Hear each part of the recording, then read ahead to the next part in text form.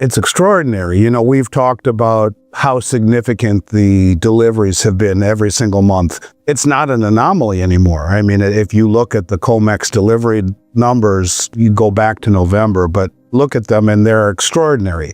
Someone or some institutions have a very, very strong desire for physical delivery. So far, just through the first 3 days of the August contract, we saw 20,126 contracts stand for delivery. Now, that's just in the first 3 days. That's let's just do the math. 20,126 times 100 ounce bars, 2,012,600, let's just call it times 3,400-ish. That works out to $6,842,840,000 worth of gold in the first 3 days of the delivery contract. Silver, this is not a major delivery month for it. We saw 1,064 contracts worth about just over 5.32 million ounces of silver. Each contract's 5,000 ounces. So again, in platinum, 1,006 contracts. Yes, that's 50,300 ounces. Each contract is 50 ounces. What's really significant, and these are very significant early numbers, especially with gold, seeing huge delivery volume in the month already. Well, this suggests strong demand for physical. And what's really interesting is so far, every contract that has been issued is settling in physical metal, indicating the real demand. And it's like a 1-to-1 ratio. This is significant because you rarely see that happen in COMEX. I've mentioned that to you in years before that, you know, futures contracts are usually closed out before delivery. They're traded for profit or settled in cash. When contracts are stopped, which is what the lingo they use, that means that the physical metal is actually changing hands. Now, in terms of how much is leaving the exchange, a lot. Not all of it, but a lot is actually leaving the exchange. And August is one of the major months for gold, and you typically see higher open interest in delivery volume. But the strong intent to take physical metal where every single contract has been stopped, meaning buyers aren't shutting their positions, they're taking delivery, this is ridiculous. I mean, it's huge. But this is exactly what we've been seeing, the delivery volume and the vault withdrawals, the loadouts it's called. There's been steady outflows, suggesting that loadouts are occurring relative to deliveries more so than ever before. And so I think it's really, really important. It's not a 1-to-1, but it's pretty damn close.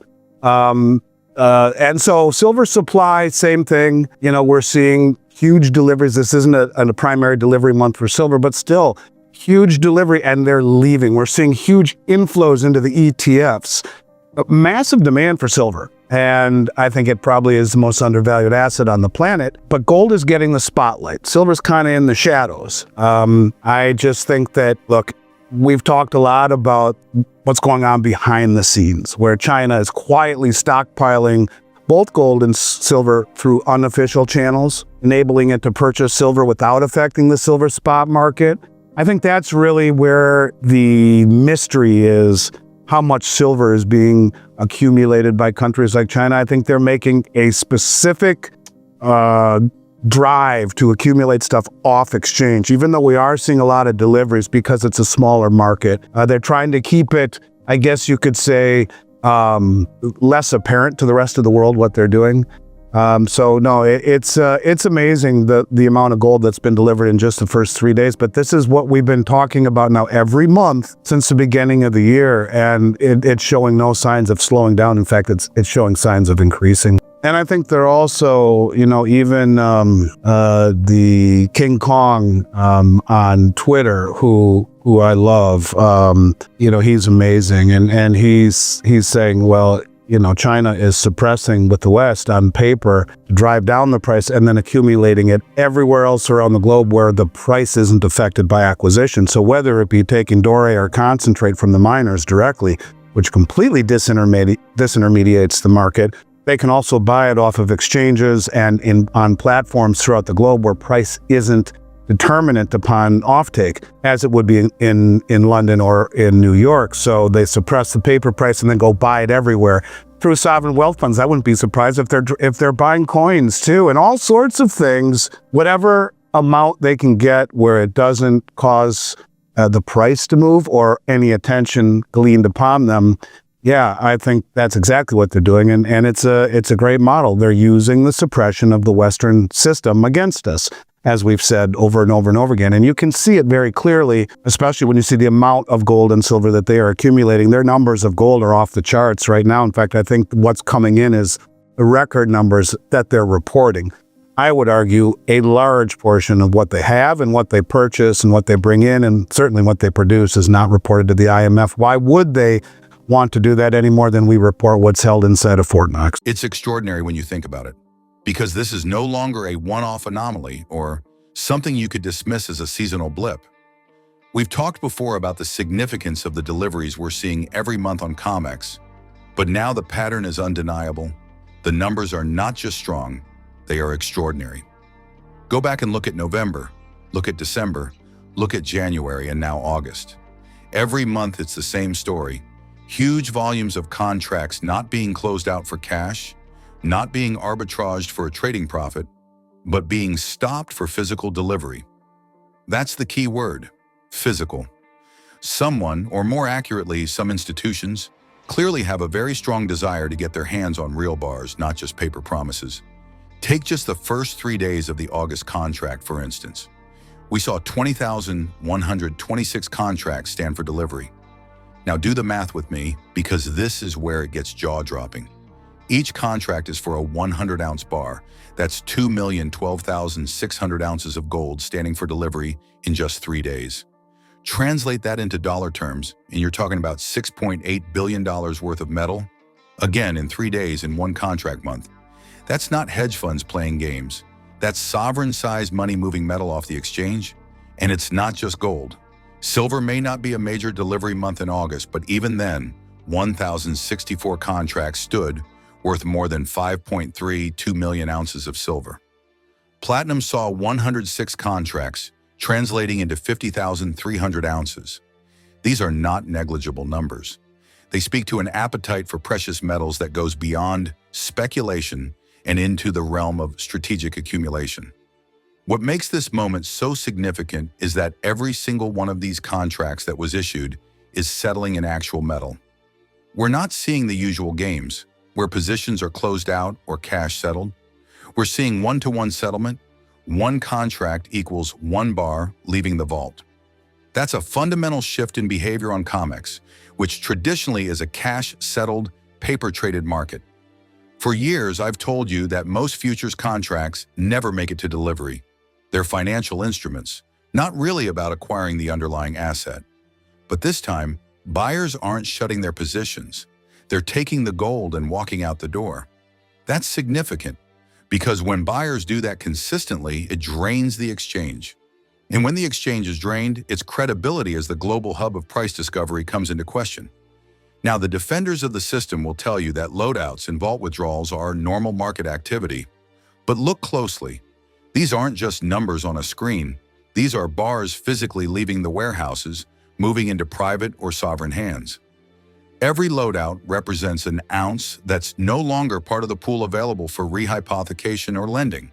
And when you see steady outflows, month after month, relative to deliveries that are themselves at record levels, you have to conclude that something structural is happening. This isn't just a seasonal adjustment. This is a tectonic shift in how the world wants to hold wealth. Silver tells a similar story, though it's often overshadowed by gold in the headlines. Even in months that aren't primary delivery months, we're seeing outsized numbers of contracts stopped, and more importantly, we're seeing those ounces leave the exchange. Combine that with massive inflows into silver ETFs, strong retail demand for coins and bars, and you've got a picture of a market under enormous strain. In fact, I would argue silver is the most undervalued asset on the planet right now. Gold gets the spotlight because it's the central bank's darling, the monetary reserve asset. Silver sits in the shadows, but make no mistake, the fundamentals there are arguably more explosive. And here's the real kicker. Countries like China are accumulating both gold and silver aggressively, but they're doing it quietly. They use unofficial channels, sovereign wealth funds, front companies, and even direct off-take agreements with miners to build stockpiles without moving the spot price. That's the mystery no one can fully quantify. How much metal is China really pulling off the market? My best guess, based on flow data, is that the numbers are much higher than reported. The People's Bank of China may report record purchases to the IMF, but that's just the tip of the iceberg. A large portion of what China produces domestically, imports through Switzerland, or accumulates through third-party intermediaries never sees the light of day in official statistics. Why would they advertise their true holdings? They're playing the long game, using Western price suppression against the West itself. This is my thesis right now. I believe they are going to intentionally destroy the dollar. They're going to destroy the dollar to support the system. I think what they're doing with the stablecoin legislation is they are trying to move the majority of debt issuance to the short end of the curve through stablecoin issue, because you are seeing the governments that used to support our debt are no longer doing so, right? You have now the Cayman Islands and the United Kingdom and Ireland. It's a joke. And they understand that the amount of debt, we have to come up with $28 trillion in debt in 3 years when we only take in $15 trillion in tax revenue. We're not there. They understand that.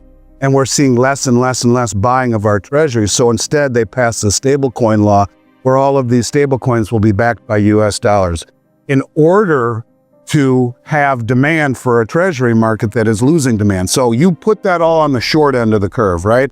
Where I think they're going to do it, and kind of blur the significance of the long end, which I'll get to in a moment. But I think that's first and foremost what they're trying to do. Remember when Janet Yellen did that? That was good for gold. That was good for stocks. It was inflationary. And I think that's what they're going to try to do. At the same time, they reshore all the gold and they're going to let it go higher and higher and higher and higher. Not very easy for the public to discern. There'll be volatility, there'll be consolidation, but it will keep going higher until people feel it's gotten too high. And then they'll probably come in and revalue it to a level much higher. And they're going to peg it to the treasury.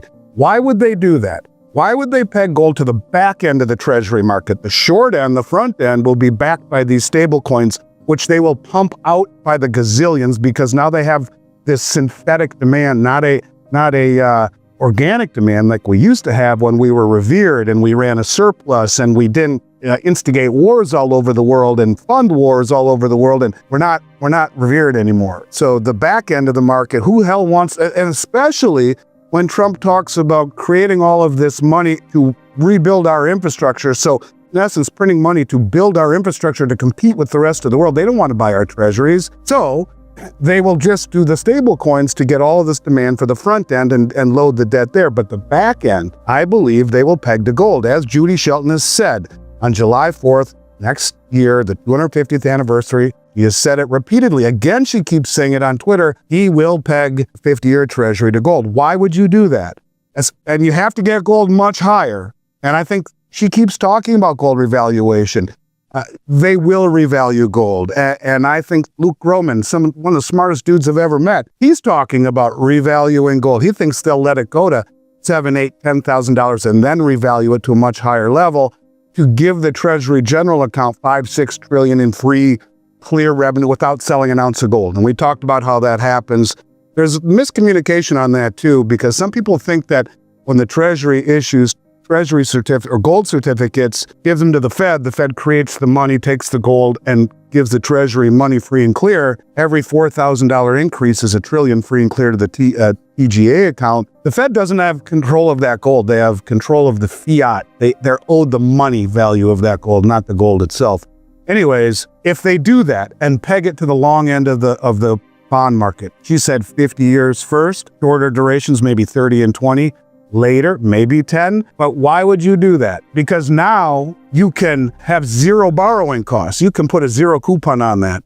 The gold redemption at the end is the borrowing, is the interest rate, is the inflation gauge. The more foolish we are in monetary policy, the higher the price of gold goes. To be able to get that at redemption would allow for long end low borrowing costs, almost down to nothing, which would then enable us to slowly reshore our manufacturing at very low borrowing costs. You know, people used to laugh when I'd say COMEX was nothing more than a casino for hedge funds, where 99% of trades never intended to see an ounce of metal change hands. But look around now, when every contract in a major delivery month is actually being stopped for delivery, when metal is bleeding out of vaults faster than it can be restocked, And when sovereign players are using that very casino against itself to drain physical, the joke's not so funny anymore. In fact, it's starting to look like the punchline is the Western system itself. Think about it. For decades, the US and its allies leaned on the dollar's reserve status to fund deficits, run wars, and paper over fiscal insanity. The implicit message was, don't worry, we can print more. But you can't print gold. You can't print silver. You either have it or you don't. And the East knows this. That's why China, Russia, Turkey, India, all of them are stockpiling like never before. Central banks bought over 1,000 tons of gold last year, the most since 1950. That's not a coincidence. That's a signal. And silver. Oh, silver. I sometimes joke that if gold is the king, silver is the scrappy younger brother who nobody takes seriously until he shows up at the family reunion, having just bench pressed the car. Silver is both a monetary metal and an industrial necessity. It's in your phone, your solar panels, your EV batteries, your medical devices. The Silver Institute projects demand hitting records year after year, especially as the energy transition ramps up. Yet here's the irony. Silver's supply is flatlining. The world's top producers like Mexico, Peru, and China aren't cranking out more. They're actually constrained by energy costs, environmental rules, and frankly, geology. The easy ounces have been mined. So you've got a perfect storm. Industrial demand surging, investment demand rising, and supply stuck. And yet silver is still priced like it's stuck in 2015. Why? Because paper markets dictate spot prices. In London and New York, billions of ounces worth of silver trade daily on exchanges, where only a fraction of that exists physically. That's the dirty secret. The price you see on your screen isn't the true cost of acquiring large amounts of physical metal. Ask anyone who's tried to buy 100 million ounces. You can't do it without blowing the market sky high. That's why sovereigns go off exchange, cutting deals directly with miners, hoovering up concentrate before it ever gets refined. Here's where the BRICS angle becomes unavoidable. At the last summit, they didn't come out with a shiny gold-backed currency as many speculated, but the signals are all over the place. Russia talks openly about pegging energy exports to gold. China is settling more and more trade in yuan, but quietly links the yuan to gold via the Shanghai Gold Exchange. Even Saudi Arabia, the linchpin of the petrodollar, has hinted it's open to accepting yuan for oil. If that becomes reality, what does that mean for the dollar's role as the world's settlement medium? It means game over. The irony, of course, is that the West still dismisses all this as noise. They say the dollar is still dominant. 80% of trade settles in dollars. True for now, but dominance isn't permanence. Ask the British what happened to sterling after World War II. It went from global reserve to a footnote in under a generation. All it took was debt, overreach, and a challenger with gold to back it. Sound familiar? Meanwhile, the US runs trillion-dollar deficits as far as the eye can see. Interest payments alone are now larger than defense spending. And yet we're told everything's fine, just keep buying treasuries. Well, the buyers aren't buying. China's holdings of US debt are at the lowest in over a decade. Japan's selling too. Even domestic buyers are balking. So who's left? The Federal Reserve. And when the Fed monetizes debt, that's just a fancy way of saying they're printing money to buy our own IOUs, which of course debases the currency further, which of course makes gold and silver even more attractive. Let's put this in perspective with a tweet I saw the other day from @MacroAlchemist. The Fed isn't fighting inflation, it's fighting reality, and reality always wins. That hit me hard because reality is showing up in physical flows. You can manipulate charts, you can suppress futures prices, but you can't fake bar withdrawals. You can't fake sovereign demand. You can't fake the fact that India imported over 3,000 tons of silver last year, a record. Why would they do that if the metal was irrelevant? Because they see the writing on the wall. Now let me step back for a moment and address you directly. If you're sitting there wondering whether you should bother with precious metals, let me be blunt. You're already late, but you're not too late. The train hasn't left the station yet, but it's blowing the whistle. Once gold breaks convincingly into new all-time highs and silver finally busts through the $30 barrier with momentum, the psychology flips. That's when the mainstream media starts talking about it. When your neighbor who's never thought about gold suddenly wants in. When premiums skyrocket and when availability dries up. If you've ever seen a true silver squeeze, you know what I'm talking about. Coins vanish, bars get rationed, delivery delays stretch to months. That's not hypothetical. It's happened before, and it will happen again, only bigger. Let me give you an analogy I use with clients. Think of gold and silver as life rafts. Right now, the ship we're on, call it the US dollar, is still afloat, but it's taking on water. The crew keeps telling us, don't worry, we've got pumps. But the pumps are just printing presses. They don't fix the hole in the hull, they just buy time. The smart passengers are quietly slipping life rafts into the water. The crowd on deck doesn't notice yet. But once the tilt becomes obvious, once panic sets in, those rafts will be priceless. And the question you'll ask yourself is, did I get mine in time? Now, I'm not saying you bet the farm or mortgage your house. I'm saying you diversify intelligently. For centuries, 5 to 10% of one's wealth in metals was considered prudent. In times like these, maybe more. The point isn't speculation, it's preservation. You don't own gold to get rich. You own it because you don't want to be poor when the system resets. Silver is the kicker, more volatile, more leveraged, but also more explosive when recognition comes. The mainstream press will scoff at this. They'll say it's doom and gloom, that fiat works fine, that central banks know what they're doing.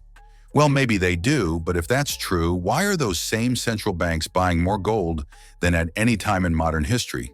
Do as they do, not as they say. And let me tell you a quick joke. One of my favorites when people ask why I harp on gold so much. They say, Andy, if gold's so great, why doesn't the government just confiscate it again, like in 1933? And I say, well, back then the government was broke but honest. Now they're broke and dishonest. Which one do you trust to give you fair value? It always gets a laugh, but it also makes people think. Confiscation isn't likely, but stealth confiscation through inflation, that's already happening. Every dollar you hold is worth less tomorrow. Every ounce of gold you hold is worth more tomorrow in relative terms. So as we close this second part of the discussion, remember the numbers don't lie. COMEX deliveries are extraordinary. Vault withdrawals are relentless. Central bank buying is historic. BRICS de-dollarization is accelerating. And the average investor is still asleep. That's the setup for one of the greatest wealth transfers in history. The question is, which side of it do you want to be on? Stay informed about the latest developments shaping the precious metals markets with regular updates from the Finance Daily team. Not only that, but as a subscriber, you'll also receive timely silver and gold price notifications and early access to groundbreaking news unavailable to the general public. Join our free gold and silver newsletter today, link in the description.